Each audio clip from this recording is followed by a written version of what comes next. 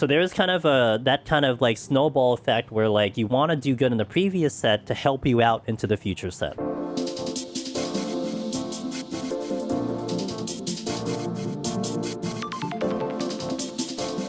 Welcome to Stone 81 plus to 90. Hopefully you've made it into 81 with good palms, because here's something that's going to be very important. This is actually a discussion we had in 71 for even a future floor set. If you walk into here with really crappy palms, you're not looking for this floor set to necessarily restock everything. And if you're having a troubling time to keep your time in order, that's something that ripples effects into the run and into the next floor. So if you come in here with really good palms, there's a chance that you can get out of here with really good palms. That's one thing to note. So there's kind of that kind of like snowball effect where like you want to do good in the previous set to help you out into the future set. Now, an attribute to note about these floors, the floor layout is changing. It's going to be much different than the Arizona floors from before, than the Amarang floors. It's also statistically possible to get a lot more incenses than you have been up till now. So there definitely is a lot of benefit of keeping your incenses at 2, just because statistically, like I said, RNG speaking, you're probably going to pick one up at some point. I believe we left off with at least one bark bomb in our inventory, so we want to save that for 90. Ideally, we pick up a second one, because it would be really nice to have that for 99. We'll see how that goes. But you definitely want to check all the rooms as best you can, and you want to get to as many silver chests, because like you said, you might get those power-ups, and that might be a really nice way to kind of get through the floors. There is probably a decent possibility that we kind of fly through these floors and trying to just like get to the boss with like a lot of time, just because of the type of drops that we get. Depends on kind of the RNG, but we'll play with it between the mixture of explaining the enemies and going through how to navigate the floor set as melee. We'll see how it goes, right? So let's step in,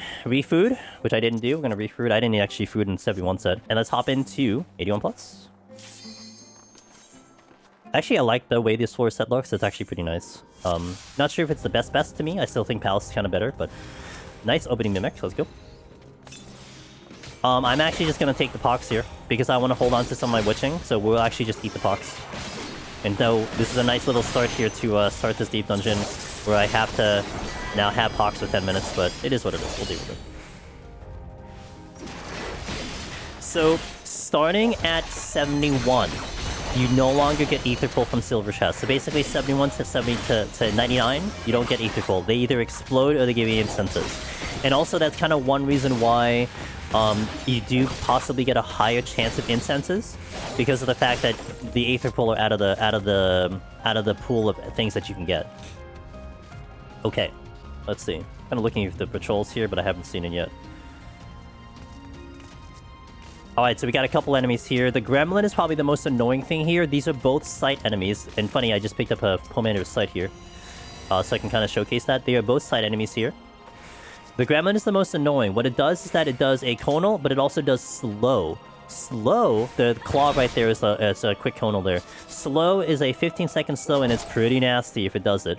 It will also bypass your haste. So actually... it's actually, I think, even more powerful than haste. So if I were to haste right now, I'm going to lose that haste. So this slow is nasty. So this is where one of our Poemander's Purification is actually really good. So I'm gonna haste here just to... I'm gonna lose it. It's fine. You're gonna see why I'm gonna lose it. So I have haste on right now. You're gonna see slow come up. It is gone. Not the haste. That it is more powerful. That's where Purification will be good. So we'll demonstrate the Purification. So my Purification can take that slow up, and more importantly, I get the shielding.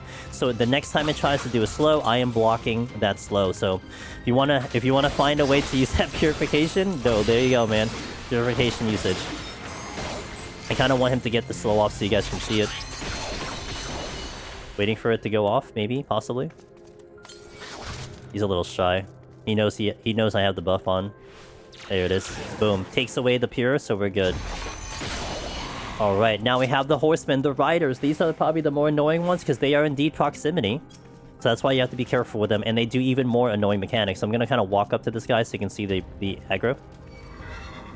So what this guy does is he opens with his kind of traditional gap closer kind of push thing. It's gonna, if you kind of take it fresh like this, it's not gonna do damage, but it's gonna do it 4 times. That's 1.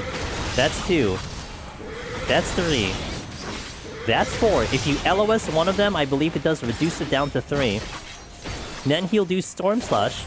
Storm Slash is a conal in front of it, so make sure you're behind. He is stunnable, so that kind of helps as well.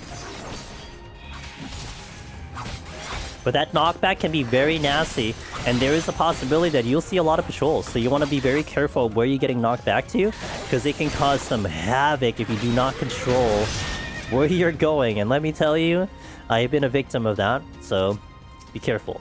Alright, so now we're going to pull a Cubus. Cubus has 2 moves, but they use it randomly, so be very careful. We're going to see what it does first. It does Dark. Dark is an AoE on you, stunnable. Also, oh, I can't stun right now. Gonna move away from this thing a little bit.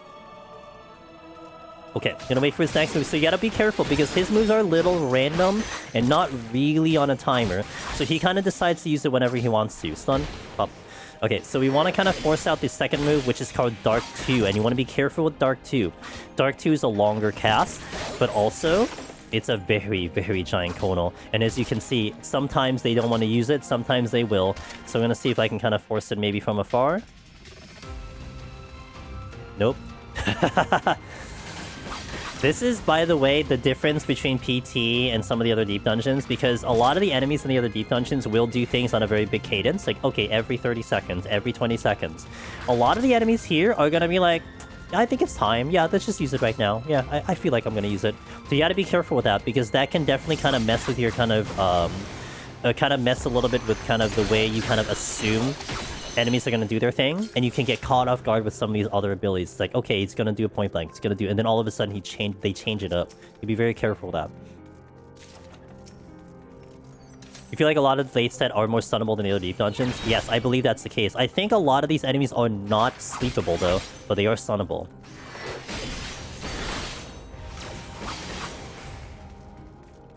Okay, still trying to force out Dark 2 here, and look at all the loin traps that are here.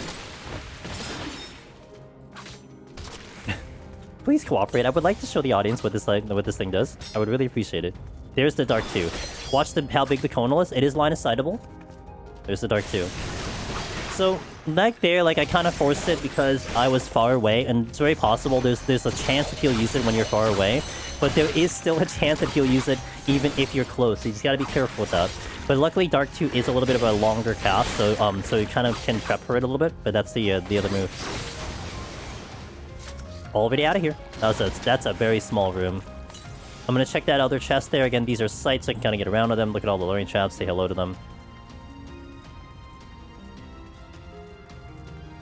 2 chests here. Oh, the Gnoll. I will pull the Gnoll in this floor set right now. The Gnoll will do 2 things. It will have a typical conal AoE, which it does start at the normal cadence, but it will also have kind of a I'm about to die AoE, which is definitely good to note for now. So let me just move it back. Okay, so that's its main AoE, the Nox Blast. It opens with it. This will do this in more of a cadence. So like you're used to like that 20-second, 15-second kind of timing, it will kind of do it on that one. Now, the AoE that I'm going to be looking for only happens when it's low HP, about maybe like 10-15% when it'll use it. It is called Maul. Okay, right there. Really long cast. We can stun it though, so it's okay. What does that do? Well, that's just basically a very, very basic one-shot mechanic. It does no different than the amount of damage a typical AoE will hit you for. A couple things that we've noted about this one, you can outrange it, so you can actually go really, really far away from it and be okay. Now, for an example, if the enemy was like here, and you're like here, this technically would be considered line of sight, but he could actually hit you through this wall. So that's something to note as well. But those are all extra features. As a DPS, you're probably going to kill it long before it even gets there, unless for some reason you're doing multi-pulls and you have a bunch on you and you can't control them. Really only the scenario that would make that happen. But you're probably not going to worry about it. We have this 2 Cubus guards guarding the exit really badly, so it's okay. Yeah, I mean, if anything, you can handle it the croc from the previous floor where you just kind of burst it down at the end, but that Maul cast is so long, so you're gonna be okay. You're gonna pop some potions because I have Pox on, but also it is auto-heal disable. Fortune coming in, so I'll use that. Now here, I'm gonna be on the conservative side of my Poemanders. There are some that I will use, like the Haste, which if I had it on, I would have it on. But I will be a little more conservative on my Poemanders to kind of wait to see what I get, because I'm not overly concerned with time. I will use them if time gets a little bit weird, but we're gonna be okay. Now, we can Arms Length, by the way. Arms Length actually will only save you from 3 of them, unless you LOS the first one. So notice here, I used it and I got to the 3, but it already wore off by the time the last one came in.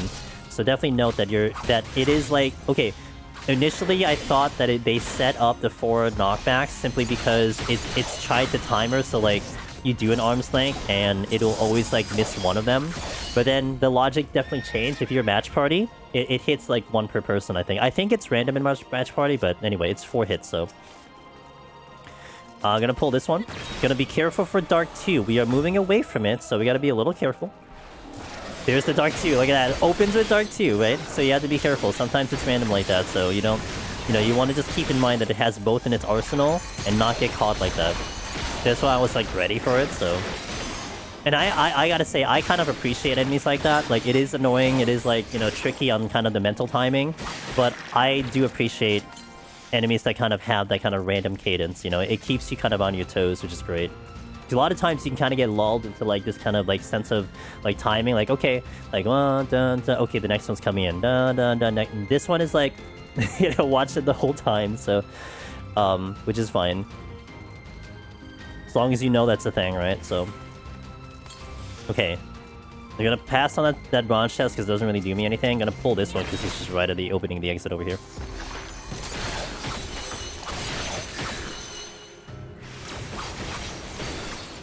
No new enemies here. I think we won't need to see one till the next floor. There'll be a couple. There will certainly be a couple to go over. Again, these are all sight. So this one I wanted to pull because he was kind of looking to this hallway, and then we're gonna check that last one coming up to see what's over there.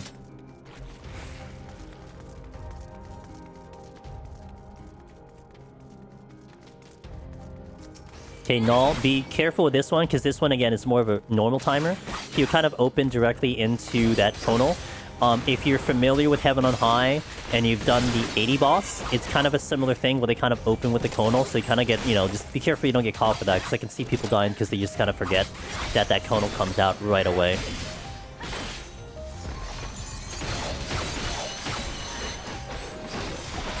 Baal's coming up, but we're going to doubt this thing before it even becomes a concern. Routes. These are sight. I can actually go the long way. I think this thing turned around. Yeah, kind of, but not in my direction. Devotion, we're definitely using that. That's going to be a speed up. Just as a reminder, Devotion creates a votive on the next floor, but that votive is guaranteed a transformation. Which transformation you get is 50-50, but it's essentially a floor wipe 2 floors later. So we're planning it for this. We'll use it on this floor. We'll see the votive on 85 and 83. And then we'll see the results of that votive on 84. So it's a floor wipe in the future, which is kind of interesting.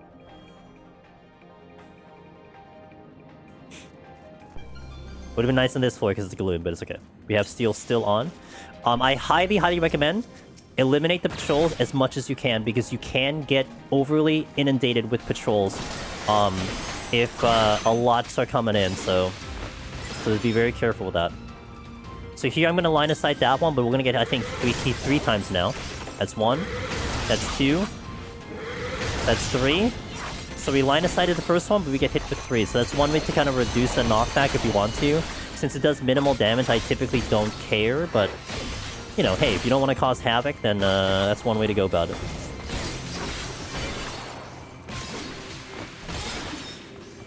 And what did I say about eliminating the patrols? So, case in point right now. They are proximity, so they get very annoying to dodge for sure. Having them toss you around the map is also kind of annoying. Oh, wait, I didn't count? No way. I actually thought I timed it well. It's okay, it's not that big of a deal, but... Oh, you know what I haven't done? Boy, and this is what I tell everyone to do. We did not raising. So make sure raising.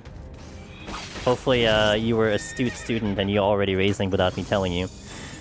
Pop the raising 83. Kind of get very excited on the floor. Sometimes it happens. Good thing I looked. Because I actually, you know why I looked? Because I thought about, oh yeah, we gotta make sure I have a raising onto 91. I'm like, oh wait, I didn't use a raising here.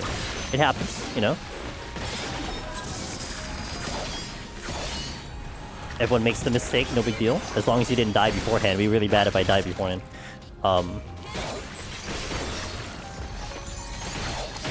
Dark 2 coming in even if I'm point blank.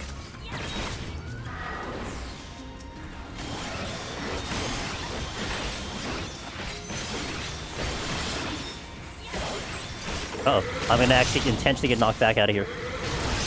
If I can get myself out of here. Nice, nice, nice. Okay. I needed that pushback to get out of this room because the other one's coming in.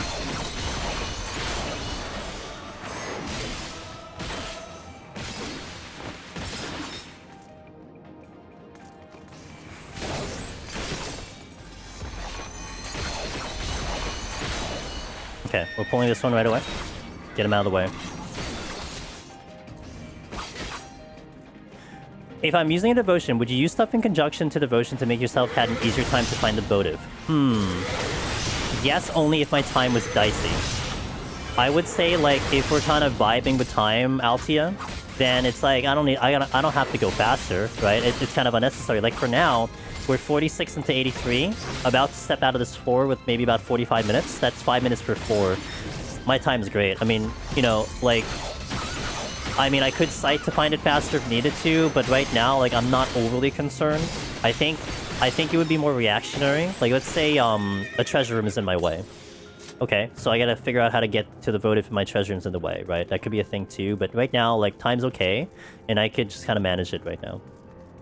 I would say, like, if it's later and later, then it's like, okay, I gotta get this votive fast, because I gotta get the speed up, and we can consider things. Maybe a flight, you know, into this floor to help us out to find it faster. Could even consider an altar, you know? Mimics are a little bit more manageable than anything else.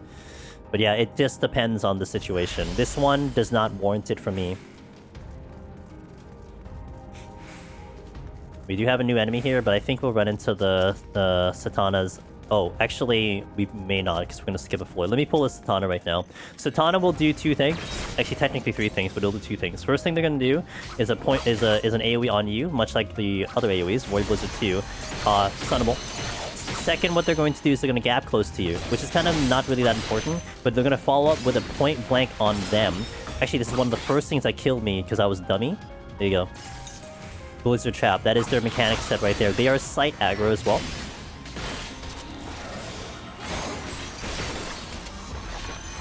And that is just an extra pull to get that in because we are skipping the next floor with a floor wipe. I mean, granted, I could just, like, you know, not kill something, but details. Check this chest over here, which I don't think I did. I did not. Oh, I did. Safety. Check the silver chest. Our high chance of incenses, so we definitely want to get to that silver chest as best we can. Hopefully these things kind of cooperate a little bit. That might aggro. Ooh, they did not. Nice. There's our Mazer, see? Now we're going to check the last room just in case we get something. Ideally, I want a second Bark Bomb, and then we just kind of use the third one as is, but we'll see. I might get the Cubus, unless I angle myself. Conal will be this way. Nope, didn't get it. All good. No problem with the kill. Kind of can kill us pretty fastly anyway. Keeping my eye out for possible Dark 2 or other mechanics.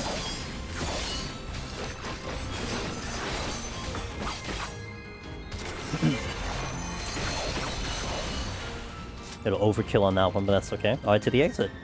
Stepping in with 43 minutes, and ooh, that might be close to aggro. Let me just see if I can get an angle here. That would be okay. I might get this aggro, though, based on the way he's positioned. Yep. Actually, I thought I would still be okay, but that's fine. That's not a big deal with the kill. Next floor is the bomb, is Godmother. So, the pros and cons of each floor wipe. Godmother is slow because you can't sprint, but it's a lot safer because you get the HP boost, and you can kill certainly a lot more with insurance, because the con of the Mud Ball is the Mud Ball is faster, but if there's no knockback, then you're in trouble, because it does reduce the amount of damage from the knockback. Here, nothing really stops Godmother, outside of just, like, actual movement. 84, open a bronze chest, guess what? You don't get glasses. You don't get glasses up here. 71 to 99, you're not getting any glasses from bronze chests, so you can kind of skip them if you want to. They are good for points, I guess, if you want points. Of course, if you're just going for the clear, then not really that important. And again, I'm going to make a point of those bronze chests so that you can kind of drill it into your head, like, no, you're not getting glasses. Look, no glass, see? Phoenix down. One of the more dangerous enemies here, the Succubus. I have a raising, so I will demonstrate. No, will I not? No. I'm going to demonstrate. No, I'm not going to do that. That's not in this video. You can see another video to see what these guys do. I shouldn't risk the run like that. And that's a lot of patrol. Patrol city. Sometimes in this deep dungeon, in this floor set, like, you will see patrol city. And you have to be very careful. That's why my advice was to kill the patrols as you see them if necessary. And there's like 5 that were floating around here, not to mention the other one I just spawned from the luring trap. So a couple new enemies that have showed up, but we will fight them on the preceding floors. Unless of course I get another transformation, then I'm gonna have to force my way out of that. It is pretty satisfying, yeah. That steal, so tactics here. Great, I got a steal, let's use it right away. No. Wait for it. That's not the exit. I'm gonna use that later. I'm gonna use it when I get back to that thing. Just kidding, I'm gonna use it now. No, because I have this one. I love, you know, sometimes I do love the game when I'm trying to make a point and the game's like, nah, just kidding. Like, do this instead. Sometimes the game tells you what to do. You don't tell the game what to do. But it's still logical. The steal is in the exit, so use the steal when you get back to the exit, when you're about to leave, to get the most time out of it, right? Optimization. Mud ball into the next floor, so we get both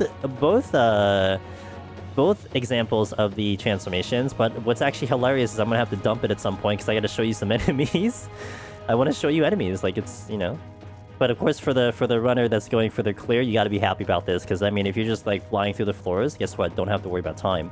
We're gonna skip through this one. We're stepping into 85 with 40 minutes. If you were to use the mud ball at its full potential, you're probably out of there by 38 minutes, and you have like 8+ minutes into 86. So time would be very good.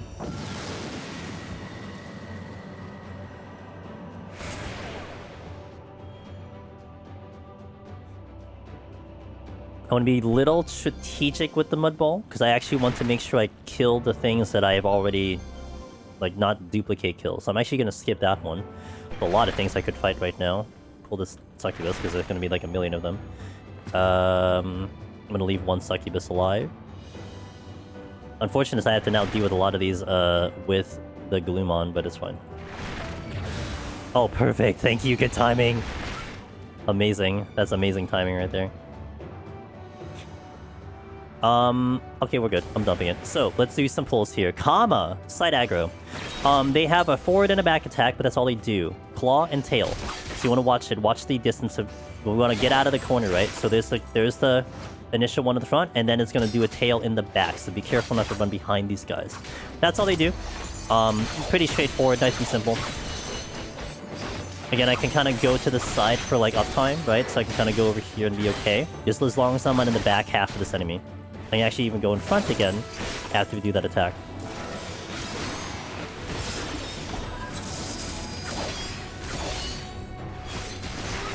Okay, Succubus, one of the more dangerous ones. Be very careful. This is stunnable. I'm going to stun the first move. Passion's Heat. If you get hit with Passion's Heat in a solo situation, that is giving you Pyretic. If you don't know what Pyretic is, it is a debuff where if you move, you do auto attacks, you will take massive damage. It is one-shotting a tank, let alone a DPS. Also, people have reported it being partially glitched, so be careful. Even if you respect the mechanic, you could have a problem with it. So the best course of action is to line of sight it, just like I showed you. So just play it safe and just line of sight it. Make sure you're near a wall and just get around a wall and don't deal with Pyretic. Trust, you don't want to deal with it. Now, what's interesting about that mechanic, in a solo situation, you only have yourself to worry about. In a party, in a match party situation, if you get hit with that move, it actually is also a giant AoE around you. So if you have your teammates like next to you and you get hit with that, your teammates are also dying because it's a giant AoE around you. But that's not something that you need to deal with on a solo. You just have to worry about the mechanic. Alright, this guy, he does a Gaze Petrify, which is about a 15-second Petrify, and then follows up with an AoE directly after. It is a 1-2 combo, you are dying. Period. I mean, you're dying from the AoE anyway, but you're gonna die from that one. Does Pyretic trigger through tank invuln? I don't believe so. Also, I think I've heard that if you have a shield up, you can block Pyretic from landing because it doesn't break the shield. So that's one thing to also think about. But that's not a concern for us on a melee. But those are kind of the things that I've heard about.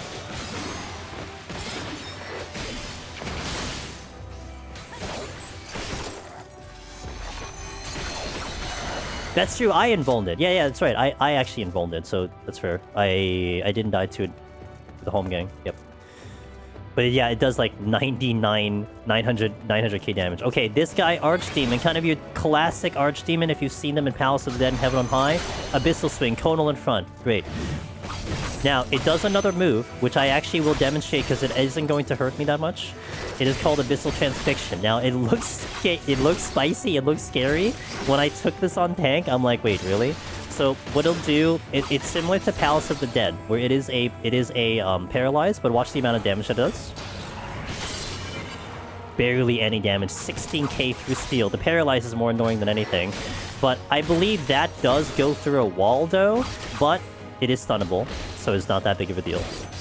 No big deal on that one. So if you take it for whatever reason, don't worry too much about it. But you could also just stun it. It is a long cast, so you don't have to worry about that. I'd like these chests, please. Thank you. Purification came back. That's great. I don't need that bronze chest. I do want to check the chests behind me. We've taken a lot of time on this floor, but it's okay because we got a lot of time extra from the mud ball.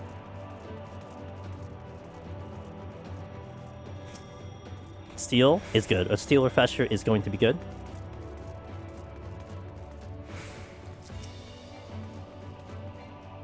And an alteration, which I will use. And then we re-up the steel.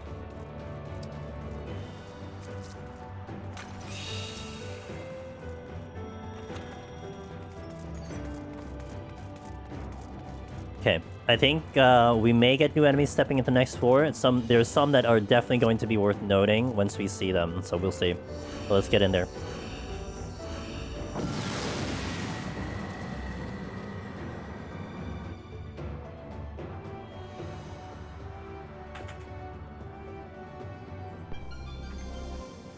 Gloom!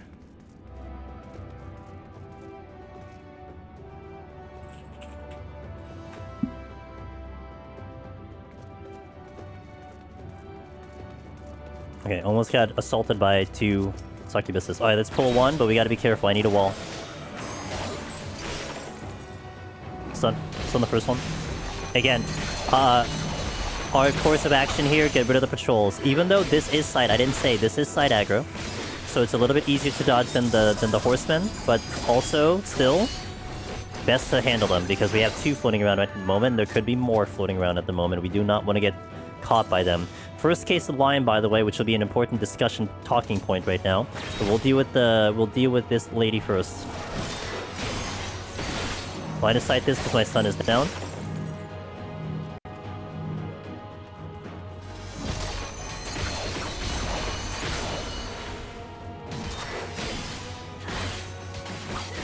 And she uses it pretty quickly too, so you want to be careful. Like you kinda have to be going back and forth with this, but this is a move that is going to kill you.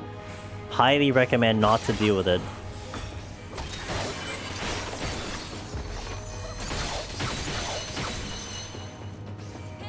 Okay, gonna go for this chest first before we talk about the lion. Lion is definitely worth noting because it does have some special mechanics. Lay steel. I'll use the steel later as I leave.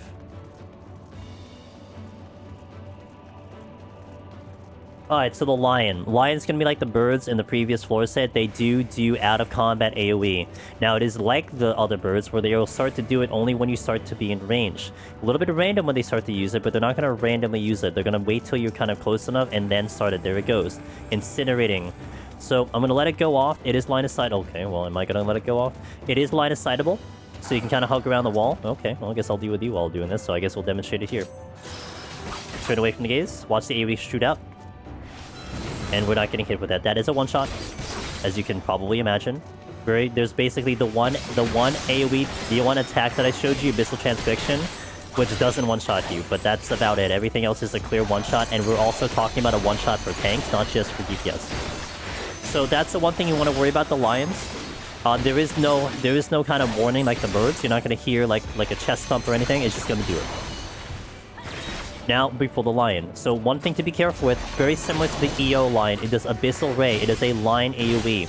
One thing that is established in PT, every single line AoE goes through a wall, so if you try to use the wall for this, you are dead, because it is going through the wall. So you have to make sure that you get behind the lion for that Abyssal Ray. It will use it in a more traditional timing, so no kind of random timer. So you can kind of expect it to show up after a certain cadence right there. Here's that cadence. So again, this is the only concern with that one is more the out-of-combat AoE. That's the thing that you want to watch out for. We've pulled everything else up till now, so I'm just gonna kind of just make sure I clear the exit here. I'm gonna try to also check all the rooms and the chests if we can. Again, these are all sight enemies, so we're gonna kind of manipulate that. The only kind of notable proximity at the moment was the rider in the earlier floor site. Great, you all great. Thanks guys. Thanks for following me into the direction I'm going to. I watch it, claw and tail, it's front and back. Don't go behind.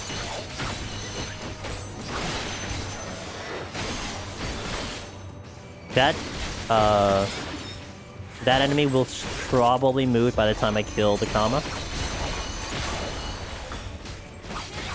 Probably. I bet you. I bet you. I will bet you. Yeah. Yep. I've done this content enough, I know things. Okay, I'm gonna check that last room. Mimics! Hello, Mimics. We don't have to worry about them, and there's no chest in here. Alright, let's just clear you up. I do want to pick up the seal that's in the previous room by the spawn room. This is stunnable.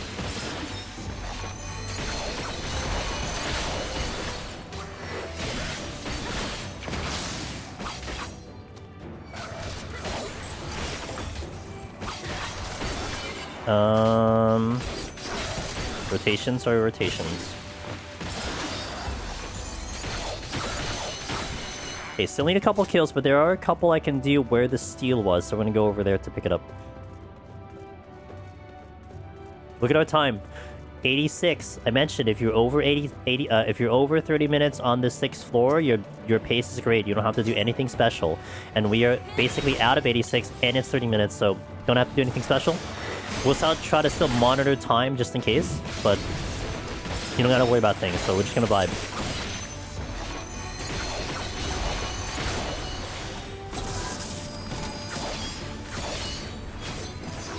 Okay, get that steel and off we go to the next floor. And I will just not use anything. It's unnecessary. If you're looking at someone doing score runs, or myself doing score runs, our logic would be very different with how we use Pomanders, but since we're just aiming for the clear, stockpiling your Pomanders till you get to the end is definitely a good way to do it, especially if you're just looking for the title. A very different kind of mindset and different strategy for depending on what category you're kind of doing the deep dungeon for, and I don't find it necessary to use anything right now. We're just gonna go in and vibe. Could affluence maybe to pick some things up, but it's alright. And even though I said, like, it's common to get incenses, we've only seen one. And so I'm kind of playing to that a little bit. Like, I'm not gonna go crazy with using the incenses and keeping it at 1 at the moment, especially when my time is really good. Alright, Invoked Cerby. This is a side enemy, and this is an interesting one. It will always open with Lightning Bolt, which is a circle AoE in front of it. Pretty wide, but now it chooses between one or the other. It can use the back attack, which is using right there for tail blow, or it uses Hell Claw, which is a front conal. Now, what's interesting here is that it does the first two, and then it bites. Then it's gonna kind of cycle back to its AoE, then it goes again. Lightning Bolt into one of the two. So here it's going to be important, kind of not to just to be ready, because the AoEs are kind of like random. Whether it goes back and front, and there's kind of no real kind of prediction on whether it's using Tail Blow or Hail Claw. So don't get caught with like assuming, oh well, if I'm in front, then it's not gonna hit me. No, that's not a good assumption. Here, I'm gonna stand behind it. Let me see if it uses Hail Claw. Yeah. See? Perfect example. Thank you for cooperating. Alright, so there you go. No real logic to it. It's okay. So just gotta... I mean, the best way is just to stand on the side and you're good. Now, Humbaba. This one is a spooky one, okay? And there's a very specific timing we want to work for it. This is gonna be you're testing your skill to count to 3 or 4. It's very important. So we're gonna watch for its first move. First move, it does either quadruple blow or it does triple blow. It's doing quadruple. We're counting to 4. Very important. Watch. That's 1. That's 2. Unstunnable, by the way. That's 3.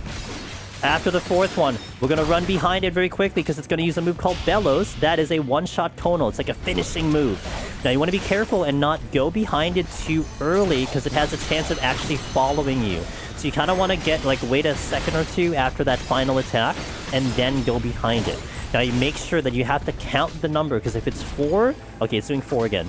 If it does quadruple, you're counting to 4. If it does triple, you're counting to 3, and then move after the 3rd or after the 4th. Count the number and then go in. This here is another sense of our, I believe, another proximity enemy that we have.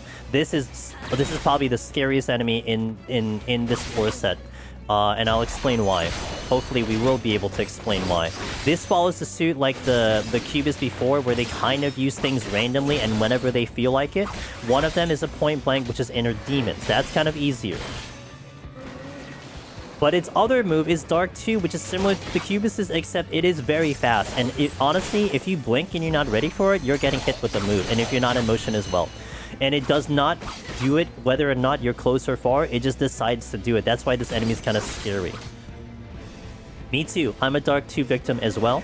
So we're going to try to force it out so you can see kind of how fast it is. And again, it is random. If you're already noticing, it's kind of just like vibing and just kind of doing whatever it wants to. Kind of running away from it to see if I can get out. And there's a patrol coming in, so I want to be a little extra careful here. Inner Demons. Okay, it's not quite cooperating, but it's okay. I'm going to still fight it for a little bit because you're going to see it one time. Also, our time is still really good to make this happen.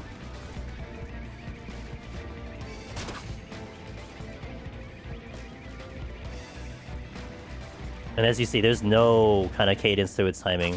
It is not cooperating with the thing. Do I have another one I can pull? Maybe. I'll go fight another one. Okay, we're gonna move to the next room. Just kind of get moving. Cerberus sight, so we'll get around ahead of him.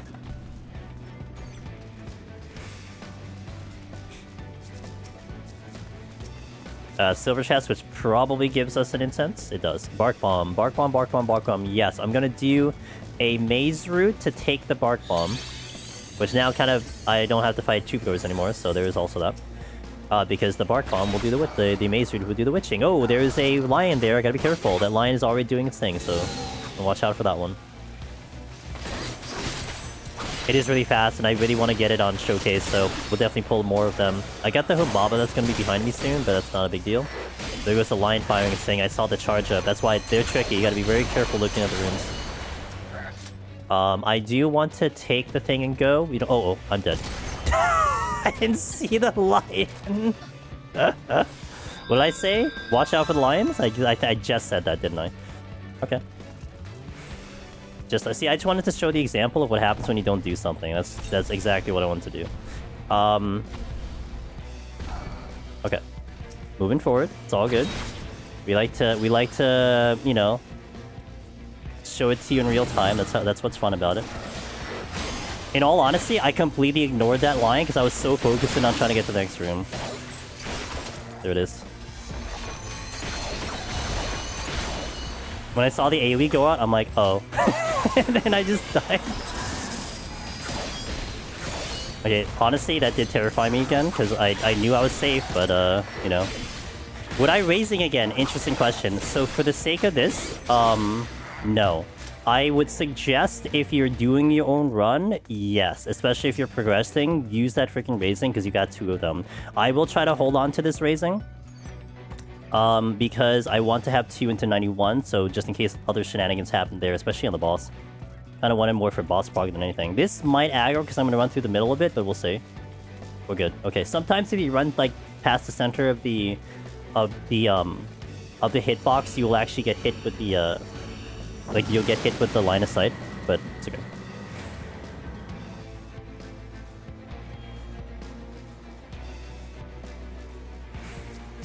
Sprint. Alright, now I'm gonna be very focused because I want to pull the Inner Demons, but I gotta watch out for Dark 2, so we gotta demonstrate Dark 2. Be very careful, I'm like ready to dash in if it decides to do it. So Humbaba is kind of like making this a little annoying too, because I gotta watch out for him as well. I'm still... There's Dark 2, there's Dark 2. Dark 2, Conal. So that's the move right there. It is quick. And honestly, like I would say like it's not as quick as some other AoEs that are out there for sure. Like if you compare like your Orthos, but I think it's one of those things where,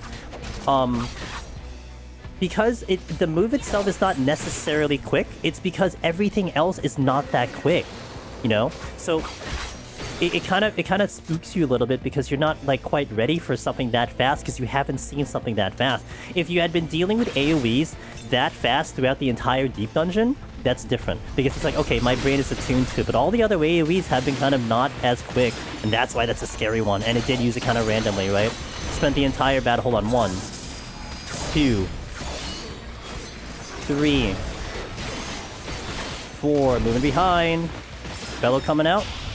All right, so you know that one. We fought another Troubador and it basically never used it. That one used it on its second move. So those are things that you have to kind of like, you know, that's why that's a really tricky enemy. Not to mention it's one that you probably have to pull since its proximity. So again, watching it very carefully here. And it's tricky too because if you're like, okay, I see an AoE, I'm gonna run behind it. Well, Inner Demons is a point blank, so you can't assume to just run away from it or run behind it. There's Dark 2 again. Like, killed it before it used it, but there's Dark 2 again.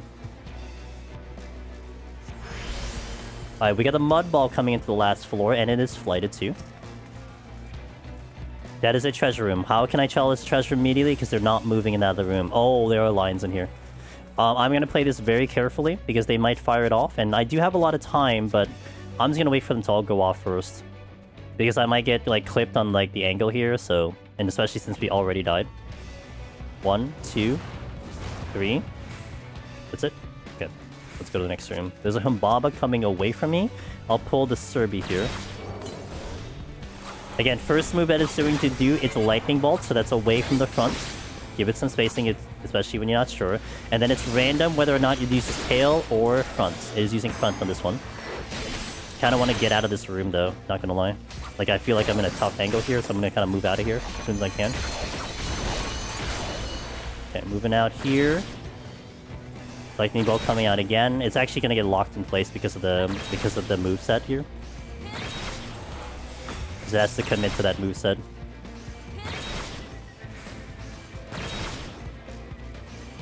Also, notice our time again. I'm gonna do a time check. We are 19 minutes into the next floor with the Mud Ball. We didn't do anything kind of crazy or special, and we are already gonna be out of this floor set into the ball, so very, very good stuff. This is the... okay. Strength again, which is good. I'll use that. Okay. Let's do the Cerby. It's actually a good spot to fight the Cerby here. Lightning Bolt first again. Avoid the Lightning Bolt first. And then just watch what the second attack is going to be. Tail Blow. So in this case, I got to get out of the front. I can stay on the side because that's probably the safest way to do it. Still got to pull something, so we'll pull this guy. Watching for his moveset. Inner Demons, I'm out.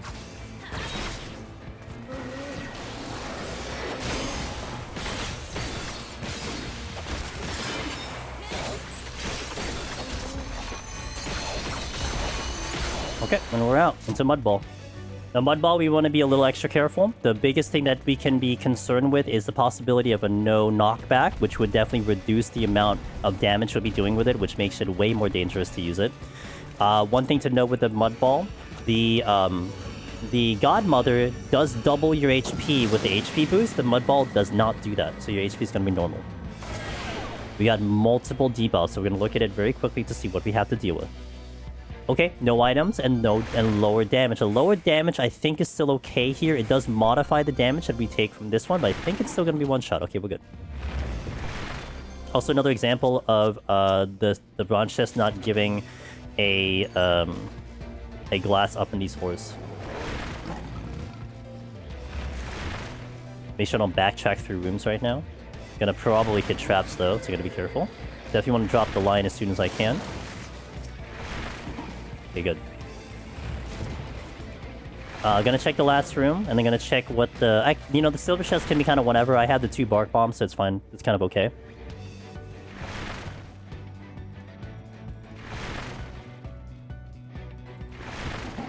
Okay, good. Nothing here, so I actually don't care for the silver chest, because I have my loadout. A poison fruit and 2 bark bombs. So let me just get the gold chest, and off we go. Look at our time, 17 minutes into the boss, and we got the haste back too. Okay, so we're gonna do what we've been doing on the bosses so far. We're gonna fight it till about 50-60% and then toss the Bark Bomb up into the rest of the fight. Gives an opportunity to do this fight kind of full until we kind of get comfy and show you all the mechanics and then move on. We're gonna explain this boss on... I hope not. We're gonna explain this boss kind of full. I'm gonna re-steal and re-haste here. Be playing this boss very carefully. Okay, so what's gonna be important is this arena is very big. However, the outer part of the arena, this part, is gonna get covered in bad juju. So you're gonna be staying in the middle. These quadrants are gonna be ones that you look for. They will be kind of meaningful for the fight. Probably take a couple rotations to discuss about what's happening here. So we'll kind of maybe do it in like 2 kind of explanations and kind of simplify it. So let's do the first one. Okay. So one thing we're gonna work for here, I like to look for the fist. So it's going to be turning and pointing a fist. I like to stand right behind the fist. So you're going to watch where the AoE is. It is going to cover 3/4 of the arena. Then we're going to be looking for 4 or twin. 4 is going to be front and back. So we're going to be going to the side on here. Now it's going to do the same thing on the other side. We're going to be behind the fist. So if it does one, it does the other. Watch the arena. Most of the arena. Now it's going to do twin. We're going to be in front of it or in the behind of it. And move this way. Okay. Okay. So now, second mechanic coming in here is going to be hot iron. You're going to see a lot of AoEs kind of dropping on the ground, and then it's going to jump. And then we're going to follow it wherever it's going to go. Okay, and we have to retarget it. That's actually important. We're going to get knocked back here in a second, and there's going to be opening that comes in. We're going to go to the opening, avoiding the line AoEs. Boom. Now, congratulations, you've seen the whole fight, but we haven't quite explained the whole fight yet, right? So during the part where you have 4 Hind and Twin Wing, there are going to be line AoEs that are firing from these sides, and you have to make sure that you find an opening. Here's our opening here. Alright, now we're going to look. So it's Twin, we need to avoid the sides, so we're going to look for openings here. I get an opening right over here. Kind of using some geometry on this one. And then it's going to be the opposite side here, so I'm going to be behind the fist on this side. To avoid the thing. Again, I like to look for the fist. Directly where the fist is kind of showing you. Forward and back is going to be bad. So I'm going to be moving in this direction over here. Oh, forward and back is bad. I said forward and back is bad. I got hit. Ooh, okay, we're fine. I literally said it and I didn't do it. That's great. But hey, look, you can survive a hit. Now, on this one, 2 things to note for. AoE's the jumping, you can kind of tell where the boss is going. He'll kind of jump in the direction he's jumping already. So you can kind of cheat into the direction he's going to. Looking for the opening here.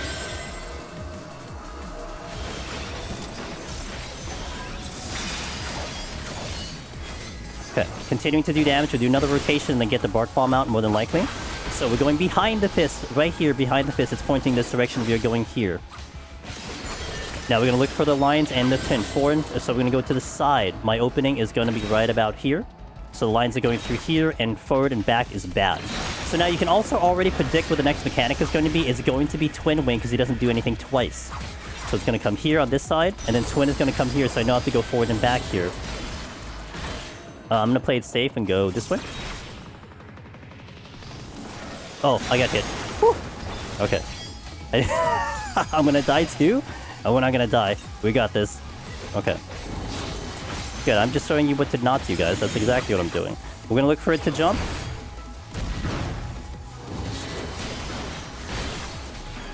Gonna get the knockback here. Okay. One more rotation, I get the Bark Bomb off. And here, this is my stubbornness, right? Oh my god, we got hit twice? No, just get the Bark Bomb on, because you've been kind of failing mechanics. No. We can do this. Watch the fist, we're getting behind the fist. Here we're going forward, away from the side. So forward and back are bad. Going here, safe spot here. Next one is going to be twin, so we're going to be wanting on the forward and back. Backhand going to be this way. Now we have to go forward and back. Safe spot is going to be way up in the front over here, I believe. Here. Good. See? Believe in myself. Honestly, that is starting to become my own bugaboo for this fight. For whatever reason, I'm having a hard time getting the geometry, but hey, sometimes it happens like that. Even though I've done this fight, what, like dozens of times? Looking for this direction, he's come this way. Getting the knockback out here. Moving out of that one. Looking for the opening. We'll get into this side. Move in very slowly. Okay.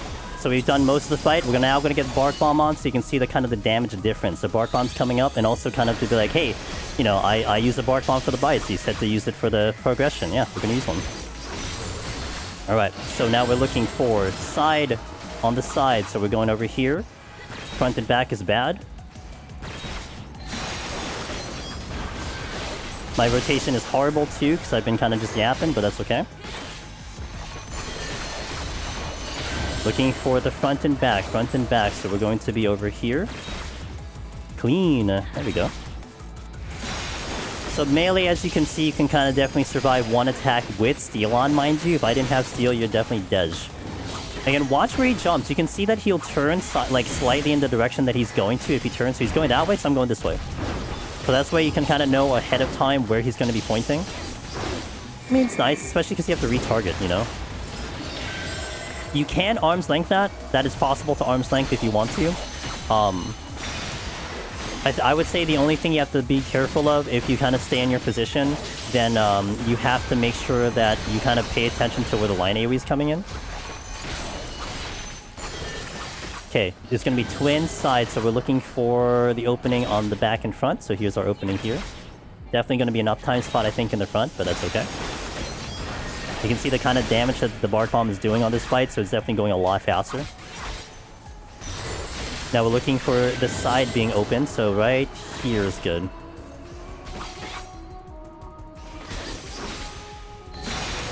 Alright, well, let's finish the boss out. Hot Iron coming out here. He's jumping to this side.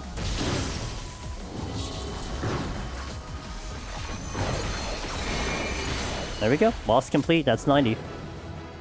Wait, did I like... That's interesting. He died on the outer of the thing. Alright, there you go. A little spicy in my part, but it's okay. Kind of shows you like what happens if it gets a little spicy. And that is 90. 181 to 90 in the books.